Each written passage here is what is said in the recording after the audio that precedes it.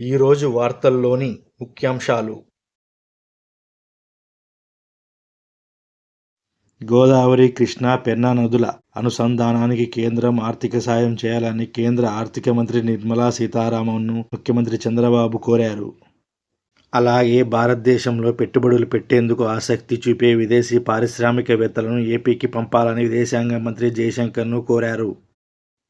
అమరావతి, విశాఖపట్నంలో అధునాతన సాంకేతిక సలహాలు పొందేందుకు ఐఐటి మద్రాసుతో రాష్ట్ర ప్రభుత్వం పలు రకాల ఒప్పందాలు చేసుకుంది. శ్రీలంకలోని కొలంబోలో జరిగిన online international convention on quality control circles పోటీల్లో విశాఖ ఉక్కుకు చెందిన లీన్ క్వాలిటీ సర్కిల్ బృందాలు 3 బంగారు పురస్కారాలు దక్కించుకున్నాయి.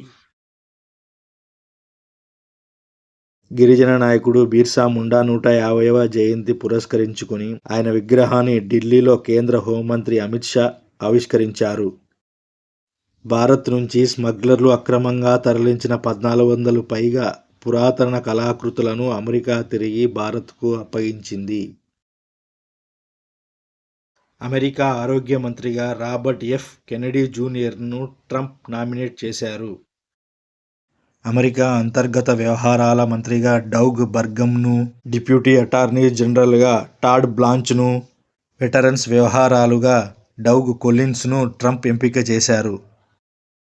శ్రీలంక పార్లమెంటు ఎన్నికల్లో అధ్యక్షుడు దిశానాయకే సారథ్యంలోని ఎన్పీపీ పార్టీ అఖండ విజయం సాధించింది.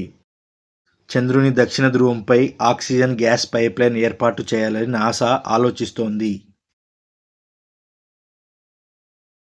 నిన్న జరిగిన 4వ టీ20 మ్యాచ్లో దక్షిణాఫ్రికాపై భారత్ అద్భుతమైన విజయాన్ని సాధించి సిరీస్ను కైవసం చేసుకుంది. ఇంగ్లాండ్, వెస్టిండీస్ల మధ్య జరిగిన 3 టీ20 మ్యాచ్ల్లో ఇంగ్లాండ్ సిరీస్ కైవసం చేసుకుంది. నందమూరి బాలకృష్ణ హీరోగా బాబీ దర్శకత్వంలో రూపొందుతున్న డాకు మహారాజ్ యొక్క టీజర్ను నిన్న చిత్ర బృందం విడుదల చేసింది. శేఖర్ కమ్ముల దర్శకత్వంలో నాగార్జున, ధనుష్ కలిసి నటిస్తున్న చిత్రం యొక్క టీజర్ను నిన్న చిత్ర బృందం విడుదల చేసింది. భారతదేశం నుంచి రత్నాభరణాల ఎగుమతులు అక్టోబర్లో దాదాపు 25,194 కోట్లకు చేరాయని ఎగుమతుల ప్రోత్సాహక మండలి తెలిపింది. ఈ ఏడాది భారత్ 7.2% వృద్ధి సాధిస్తుందని మూడీస్ రేటింగ్ సంస్థ అంచనా వేస్తోంది.